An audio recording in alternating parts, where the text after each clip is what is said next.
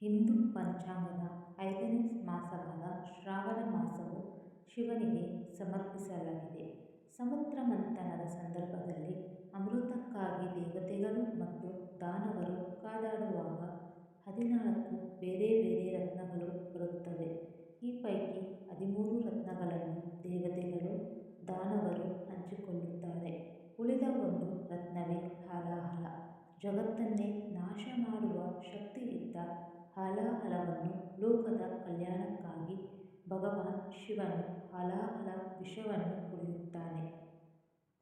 ಪಾರ್ವತೀದೇವಿ ಗಂಟಲನ್ನು ಒತ್ತಿ ಹಿಡಿದ ಕಾರಣ ಹಾಲಾಹಲವು ಗಂಟಲಲ್ಲೇ ಉಳಿದುಕೊಳ್ಳುತ್ತದೆ. ಹೀಗಾಗಿ ಶಿವ ನೀಲಕಂಠನಾಗುತ್ತಾನೆ. ಜಗತ್ತಿನ ಉಳಿವಿಗಾಗಿ ಶಿವ ಹಾಲಾಹಲವನ್ನು ಕುಡಿದದ್ದು ಇದೇ ಶ್ರಾವಣ ಮಾಸದಲ್ಲಿ. ಹೀಗಾಗಿ ಈ ಮಾಸಕ್ಕೆ ಹೆಚ್ಚಿನ ಶಕ್ತಿ ಇದೆ.